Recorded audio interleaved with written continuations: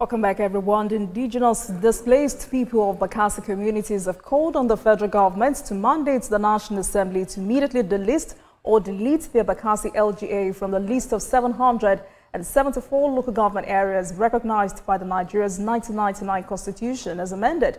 In a petition sent to President Bola Tinubu, they listed arrays of grievances over unresolved issues concerning them that arose from the ceding of parts of Bakassi Peninsula by the 2002 judgment of the International Court of Justice at The Hague.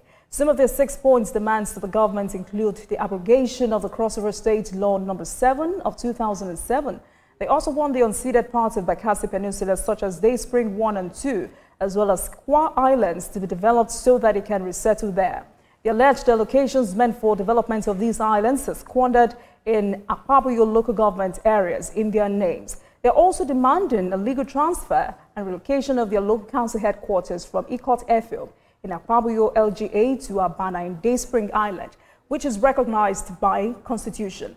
Let's remind you that in 1994, Cameroon asked the International Court of Justice, also known as the World Court, to settle a dispute over its boundary with Nigeria, especially the question of sovereignty over the Bakassi Peninsula and other islands in Lake Chad, and to specify the course of the land and maritime boundary between the two countries. After 8 years of adjudication, the court delivered its judgments on the merits of the case on 10th of October 2002, deciding in part that sovereignty over the Bakassi Peninsula and in the disputed area in the Lake Chad region lies with Cameroon. Tonight, let's hear directly from Mr. Okoye Obono-Obla. He's a legal practitioner, writer and APC chieftain on this very complex issue. Thank you very much for joining us tonight. Welcome to Politics Tonight. Thank you. The case of the displaced people of Bakassi communities is disheartening. Well, one of the mistakes made by the colonialists when they came to this part of West Africa, the Bakassi people are autochthonous Efik people. And the Obog of Calabar in the 19th century, 18th century, 17th century, it was the one that was assessing sovereignty in this part of in the Bakassi Peninsula, which is now part of Cameroon and part of Nigeria, because the International Court of Justice did not decide that the entire Bakassi Peninsula belongs to the Republic of Cameroon. Some parts of Bakassi was given to Cameroon, and some parts were of Nigeria, which is now, in Cross River State, Bakassi local government area. It still remains in Cross River State. And this Bakassi local government area was created by the military regime of General Sani Abacha. Nigeria and Cameroon have, they have been having some issues concerning that area. Particularly during the Nigerian Civil War, where there was a naval blockade, by Nigerian Navy against, Biafran forces, using that part of, Bakassi Peninsula to enter Nigerian territorial waters. So, in 1981, during the regime of President Shehu Shagari, there was nearly a shooting war between Nigeria and Cameroon because the Cameroon gendarmes attacked Ikan, and Nigerian troops had to repair them. And then there was also some skirmishes in 1995, 1996, before Cameroon filed a case against Nigeria in the International Court of Justice at The Hague. There were some skirmishes, and I remember I was a young lawyer. I did a matter for 2 army officers who were court-martialed, by the Nigerian army. They were charged for, one of them was charged for cowardice before the enemy. Another one was charged for negligence of duty, So Nigerian troops were there all this while. Until Abacha died, and President Obasanjo took over in 1999. And the matter in the International Court of Justice continued because Nigeria had, entered jurisdiction, which they were not supposed to do. So the judgment went against us in 2002. I remember in October 2002, I wrote an article saying that the judgment was wrong because the people of the Efik people, who are the autochthonous Nigerian community in the Bakassi Peninsula, they are entitled to, the right to self-determination under international law, that the judgment was wrong. But be that as it may, Nigeria accepted the judgment, and there was a treaty that was brokered by the United Nations. We call it Green Tree Treaty between Nigeria and Cameroon. Before we get there, Mr. Albonobla, it was important to listen to that background story. Can you hear me? Before we get there, it was important to listen to that background story because your advocacy for the resettlement of the displaced people of Bakassi didn't start today. This started a long time ago. So how's the journey been? How's life been in Bakassi? Do we still have Nigerians living there? How have they been faring? Well, the displaced people of Bakassi have not been settled. Nothing has been done by the federal government to alleviate the sufferings or the injustice that has been meted out to the people of Bakassi.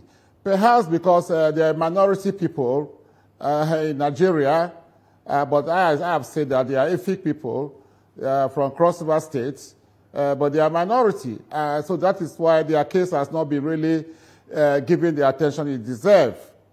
When President Jonathan was in power, he set up a technical committee to advise the federal government on what should be done to settle the displaced people of Bakassi. Unfortunately, President Jonathan lost the elections in 2015, and the report of that presidential technical committee was abandoned. That is why my clients, the displaced people of Bakassi, have written to President Tinubu, saying that, seeking that he should pay attention and, treat that matter that has been untreated. So to stop the suffering of the displaced people of Bakassi, because they are not there, they have not been settled. If you go to Day Spring 1 and 2, if you go to Aqua Island, there is nothing on ground to justify that this is a local government area. And their headquarters is even placed in another local government area, Akpabio. Elections are conducted in Akpabio, like what Cross-River Electoral Commission did in the elections that was conducted on the 2nd of November 2024. They conducted elections for Bakassi in Akpabio, in Ikang South, Ikang Central, and Ikang North, rather than in Day Spring 1, Day Spring 2, and Aqua Island. So the issue has not been settled. We have just been pretending. So we are calling, my class are calling on the president, who is a man of justice, who always fights for, justice. Remember when he was governor of Lagos State, what he did when the local governments in Lagos State were, allocations were seized, for local governments in Lagos State. So we are now calling on the president, calling on the National Assembly, because the National Assembly has not even ratified the so-called Green Tree agreement between Nigeria and Cameroon. So let's take the issues one after another. Of the judgment of the International Court of Justice. All right, let's take the issues one after another. The people have not been settled. You've also mentioned we don't know where their headquarters is. Because allocations... Kindly hold on. Because you've also mentioned the Green Tree Accord. Is there anything called the failure of the Green Tree Agreement? I know the agreement was to give a backup to the ICJ verdict, but the issue of citizenship question has been raised. How complicated is it for you as a stakeholder? Is it totally true that the agreement only addressed the citizenship rights of Bakassi inhabitants who remain within the Bakassi region, but failed to address the rights of those persons who may be on the Nigerian side of the border? Definitely, that is the situation. The unceded area of the Bakassi Peninsula. The ceded areas are in Cameroon, but the unceded areas in Nigeria, nothing has been done whatsoever to address their plight, to settle them. where they are supposed to be settled. So give them their local government area. I don't think it's an oversight. It's deliberate, because maybe the leaders, the people who are representing Bakassi, that area is part of Cross River State Southern Senatorial District. They have a senator, and then they also have a member of the House of Representatives. So maybe they have not taken up this issue. They have not given this issue the attention it deserves. But I see that some people are trying to suppress the people of Bakassi. For instance, why are you using the allocation meant for Bakassi to develop Akpabio, a different local government area? So who are these what people, of the law Mr. Obla? Yes. You said there are some persons trying to subvert the development of Bakassi. Who are these people you're talking about? Well, so it is some people from Bakassi and mostly people from Ikan in Akpabio local government area. They are the people, maybe the government of Cross River State has not taken this matter seriously. Because if the government of Cross River State has taken this matter seriously, I don't think CrossSec will go and conduct elections in Ikan North, Ikan South, Ikan Central. These three wards are in Akpabio local government area, rather than Abana, Day Spring 1, Day Spring 2, and Aqua Island that is supposed to be in Bakassi local government area. All right, there is a lot to talk about, but before we go further or deeper into this conversation, perhaps we need to also understand even did the people of Bakassi Peninsula have demonstrated their will to be part of Nigeria? Yes. From the onset, they say, look, we are not Cameroonians. We are Efik people. The Efik people are one of the indigenous ethnic groups in Nigeria. So they want to be in Nigeria. They want to be with the Efiks in Calabar, the Efiks in Akpabio, Odukpani, and elsewhere in Cross River State, where the Efik people are. That's where we belong to. As I mentioned to you, in the 17th century, 18th century, 19th century, that area was under the sovereignty of the Obong of Calabar, who is the paramount ruler of the Efik people of Nigeria. It was important to highlight that, to establish that fact, because, several reports have shown that the agreement did not subject the people of Bakassi to a referendum to enable them choose where to belong, either to Cameroon or to Nigeria. Also recognized as part of the failure of the agreements is that all the people affected did not have access to the content of the Green Tree agreements, either in English, French, or the local languages, was also a problem. But in what ways did this administration of former President Olusegun Obasanjo contribute to this ineptitude? Well, I blame that administrations wholeheartedly. They should take responsibility for what's happened, because the government of President Obasanjo was in power when this judgment was delivered. It was that government that negotiated the Green Tree Agreement. So I have seen no reason why that government shouldn't have taken measures to ensure that these issues were properly resolved. I can even quote from the former President Obasanjo. He said, look, don't worry, people of Bakassi, I'm going to ensure that all the political and traditional structures of the people of Bakassi remain. That was, when the Green Tree Agreement was signed. But as I said, that agreement is even doubtful, it's illegal, in the sense that the National Assembly, by Section 12 of the National Assembly is supposed to ratify any agreement entered between Nigeria and a foreign country.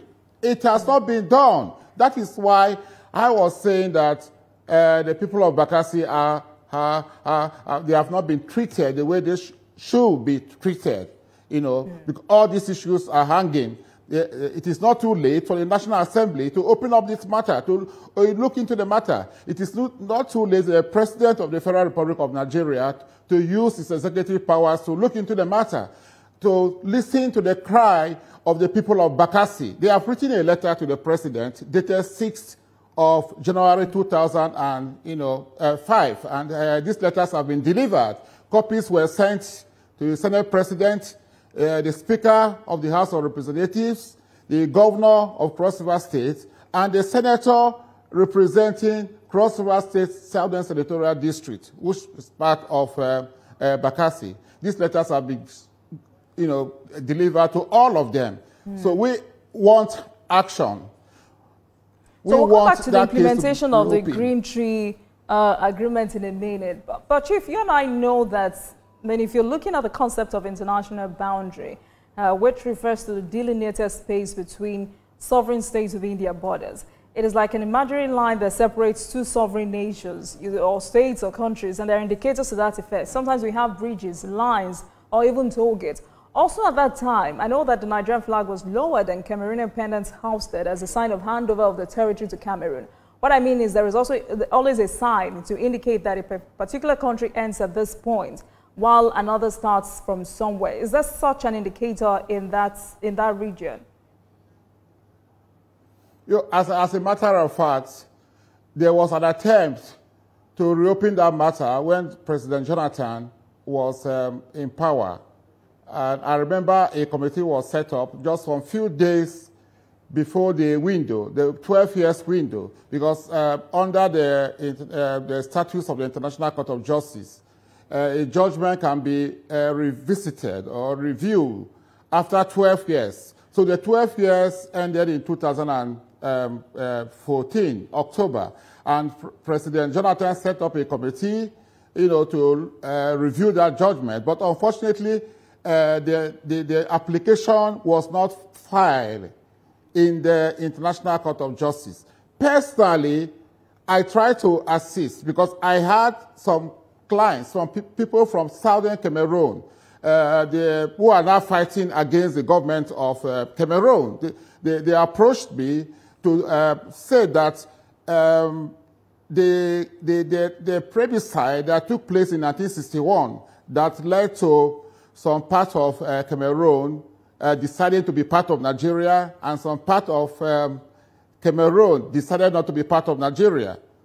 That treaty was supposed to have been the treaty between Cameroon, southern Cameroon, and the French-speaking Cameroon, that ought to have been placed before the United Nations for ratification. That since it was not ratified, they want to repeat the matter, and Nigeria has a role to play because the part of Cameroon then that decided to, the part of Nigeria that decided to remain in Cameroon, was in eastern Nigeria, was part of Nigeria, and Bakassi happens to fall within that area. So these are all the issues, that were not properly resolved. As I said, after the Jonathan administration, right? After the Jonathan administration, we had the Buhari administration. What excuse was given during that tenure for the non-implementation of the agreement? Did you make any attempts? Well, I wasn't in the council to the people of Bakassi, but I remember we had filed a case against the federal government in the Federal High Court concerning the Green Tree Agreement, the way it was implemented. But I think that case was thrown out on the ground that the people did not have local standing. I was a council. So but when President Buhari was in power, I don't think the people of Bakassi made any strong presentation to President Buhari. But I expect the people who are representing Bakassi in the National Assembly. I have mentioned the current senator is Senator Asukwe Ekpenyong, but before Senator Asukwe Ekpenyong, it was Senator Gershom Bassi. Gershom Bassi represented that area between 2015 and 2023. I don't think, that the case was, that issue was raised in the National Assembly. They ought to have raised the issue in the National Assembly if the executive branch of government is reluctant. But it is not too late. We are not asking for a review of the judgment of the International Court of Justice. What we are saying is the area that was Ceded, the one that was kept in Nigeria, they should take adequate measures, put in place administrative, legal, and constitutional structures so that the people can be integrated, so that the people can be settled. But because right now, they don't have a homeland. All right, let's take a break, and when we come back, we'll take a look at other angles to this conversation. Please stay with us, everyone.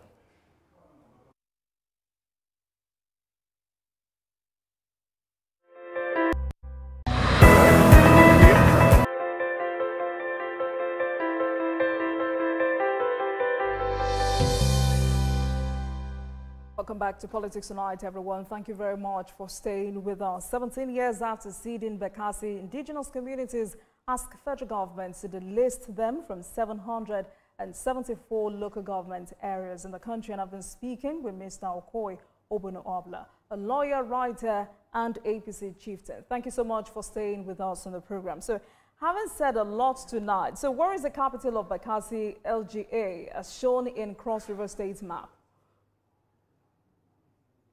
Well, it's in Ikorifem. And Ikorifem is in Akpabio local government area. The headquarters of Bakassi local government area should be in Abana, Day Spring 1, Day Spring 2, and Akwa Islands. That is why I've been saying that some people are trying to shortchange the people of Bakassi. Look, when in 2007, the Cross River State House of Assembly passed a law. They call it Cross River State Boundary Adjustment Law number 7. And that law was trying to adjust the boundary between Bakassi and Akpabio local government areas as a result of the Green Tree agreements. But the members of the House of Assembly made a blunder. They went and created 3 wards. Ikan North, Ikan Central, and Ikan South. And these walls are in Akpabio local government area. The purport of that law was to move these 3 walls of Akpabio local government area into Bakassi local government area. They called it, in that law, they call it New Bakassi local government area. So some people from Ikan were not happy with that law. They went to court, Muri Asukwo wards, Ikan in Bakassi local government area. And INEC refused, so they went to court, and the matter went to the Supreme Court. And on the 23rd of February 2018, the Supreme Court delivered judgment in that matter. The Supreme Court was very sad. If you read the judgment, you will see the comment made by Justice Nyangokoro, JSC. He said that the people of Bakassi have suffered great injustice and they should be given a sense of belonging. The Supreme Court also held that the Cross River State House of Assembly has no power to create walls, that the Cross River State House of Assembly can adjust boundary between Bakassi and Akpabio local government area, but they do not have the power to create Ikan North, Ikan South, and Ikan Central in Bakassi local government area, because these walls are in Akpabio, not in Bakassi. Bakassi has its traditional walls, 10 walls, and they wanted to be conducting elections, there. And the Supreme Court said, no, you can't do that.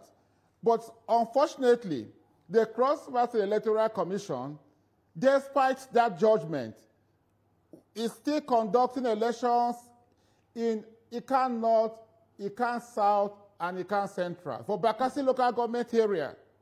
How can you be conducting elections in another local government, in a wards in another local government for another local government area? Okay. So that is all what we have seen, all the funny games some people are playing concerning the plight of the people of Bakassi.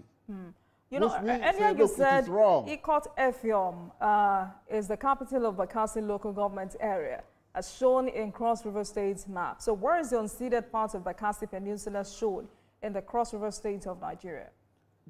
Yes, the unceded part is Abana, Day Spring 1, Day Spring 2, and Akwa Islands. But if you go to these places I've just mentioned, there is no semblance of development. Nothing whatsoever has been put on ground. All the resources, the allocations from the federal allocation is being used to develop Akpabio.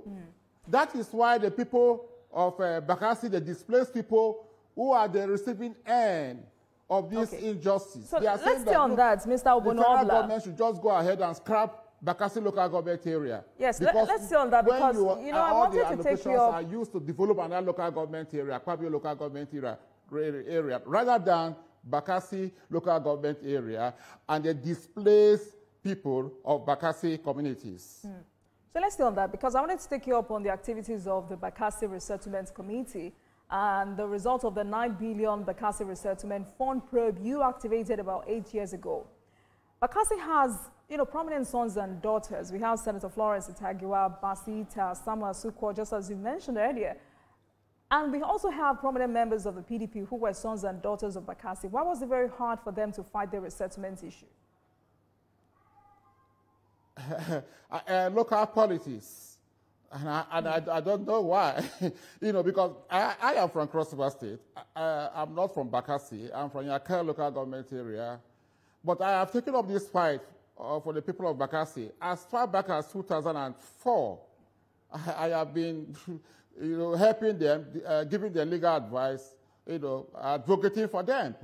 I don't know why those who are from Bakassi, honestly, are not interested in ensuring that the people of Bakassi have justice since 2002 when the judgment of the International Court of Justice was pronounced. Because for someone but like... I don't know why, but the government has a fundamental duty. The federal government of Nigeria, the government of Cross River State.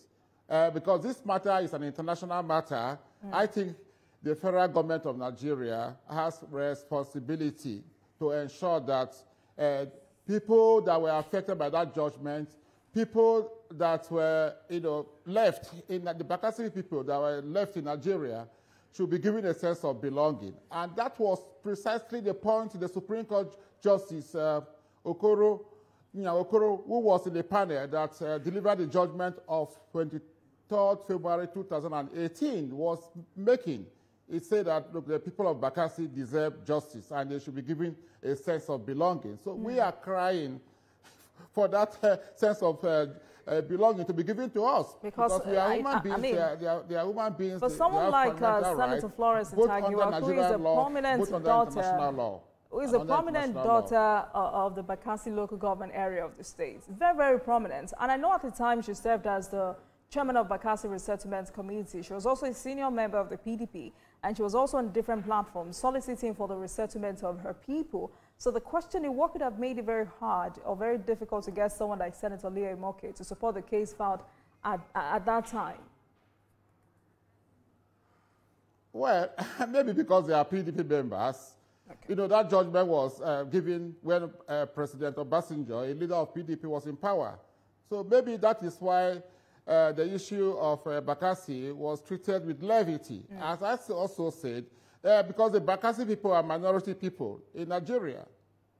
Maybe that is why their case is being treated with levity. And maybe the government in power, all these people you have mentioned, they were PDP members, high-ranking PDP members. Absolutely. Maybe they didn't want to rock the boat. If you confront them, they will be in the best position to answer this question, because I've used to wonder why they are not really interested, or they were not interested in settling the displaced people of Bakassi properly, so that they will have a sense of belonging. But as I said, all said and done, the issue is unresolved. The current government, has a duty to settle that matter, to prove a point that, look, during our time in office, all the issues that were not resolved by the previous PDP government, we are going to resolve them. All right. So that is it. Also, for the purpose of clarity, Chief, was the 3 Ikang ward of Makpabuyo displaced by Ceded? And why is the resources of Bakassi LGA misappropriated in Akpabuyo? Because if we're to speak, as you said, there is no meaningful developments, no security, no government presence in the unceded part, and no proper resettlement plan to develop the place for the displaced people of Bakassi. The question many will be asking is, who is to blame for this? Can you come again? Did you get my question? Yeah, I didn't get you some part of your question. I was asking if the 3 Ikang ward of Akpabio was displaced by Ceded, and why is the resources of Bakassi LGA misappropriated in Akpabio LGA? Yeah, well, some vested interest group, you know, in Ikang. You keep saying vested interest, but you refuse to give us names. Well, I told you I don't want to mention people's names here because they are not here. Let us give them fair hearing. But I have said some vested interest group. I have mentioned the people of Bakassi or Ikang. They went to court against INEC, saying that INEC should carry out voters registration exercise, you know, in Ikang in Bakassi. And INEC said, no, we only recognize the walls in Bakassi local government area. And INEC has been carrying out voters registration exercises in Bakassi from 2011 to 2023. Even the general elections were conducted in these areas. But for the local government elections, you can see the vested local political interest. The local government elections, the Cross-River Electoral Commission has refused to conduct, you know, elections in Bakassi. They rather conducted elections in Ikang North, Ikang Central, and Ikang So what reasons South have been given for that? Bakassi local government area. Yes. What reasons have been given for that? Yes, and we have documents to prove what I'm saying. We have all documents. So when we raised the issue after the elections were conducted, they quickly went and they wrote results for the 10 ward in Bakassi, where they didn't conduct elections. Is INEC aware of this, or the Cross River Independent Electoral Commission? Come again. Did you get that question? Is INEC or the Cross River Independent Electoral Commission aware of this? Because this is election. They are aware. They are aware. Okay. You know, but I have told you, the INEC has, you know, implemented the judgment of the Supreme Court dated 23rd February 2018 that says, look, don't conduct elections in wards that were created by the Cross River State House of Assembly, because the Cross River State House of Assembly does not have power to create walls. The Cross River State House of Assembly has power to carry out boundary adjustment between one local government and the other. The power to create walls is vested in INEC. Yes. So, but the Cross River State Electoral Commission has refused to implement that judgment of the Supreme Court. All right. So this new petition that's been written to the president, there is a petition written by the Indigenous displaced people of Bakassi communities in regards to this conversation and the decade-long neglect. Are there prominent stakeholders who have also joined their voices to this clamor? And what difference can this make this time? Well, if that petition is taken into consideration, if it is given the attention it deserves, then we will have to go back to the Presidential Technical Committee that was set up to settle the people of the displaced people of Bakassi. As I have mentioned to you, during the regime of President Goodluck Jonathan, a technical committee, Presidential Technical Committee, was set up, and that technical committee received memos from all the interested parties. But before the finding, the white paper came out, President Jonathan lost the 2015 elections, and the subsequent federal government did not follow up. So maybe the attention of the government then was not drawn, and that is why they are now drawing the attention of President Bola Ahmed Tinubu to this issue. All right, let's get some clarification. I mean, at a point you said some money was released by the federal government, an amount totaling over 9 billion naira, and the money was allegedly released to successive administrations in Cross River State for the resettlement of these people. What administration released that fund? What did you think happened to those funds? And you've asked for a probe of that fund. What's the status at the moment? Yeah, well, maybe the people who were in power in Cross River State between the government that was in office at that material time. I mean, it's best place to answer this question. Why the money that was released by the federal government? So what administration is that? The people of Bakassi. Mr. Obonobla, what administration are you talking about? I'm talking about the administration that was in office in Cross River State between 2007 to 2015. Okay. And the governor was Senator Near Imoke. He was the governor of Cross River State from 2007 to 2015. And that money was released during the currency of his regime. So they are in the best place. Those who were in that administration are in the best place to answer your question on why the money was not used for the purpose it was meant for. But you asked for a probe of that fund. So I'm asking, what's the status at the moment? Well, I don't know. I don't know about what has been done by the law enforcement agencies. But it is not too late to investigate. My clients in their petition to Mr. President have alluded to that money. That money was not spent on to settle the people of Bakassi, the displaced people of Bakassi. So maybe that is an opportunity for the president to invoke his executive powers and, set up a committee or ask the EFCC or any law enforcement agency to look into the allegation that the people of Bakassi have made. In the petition is there. They made that allegation clearly. So it will be interesting to know how this money was spent. All right, then.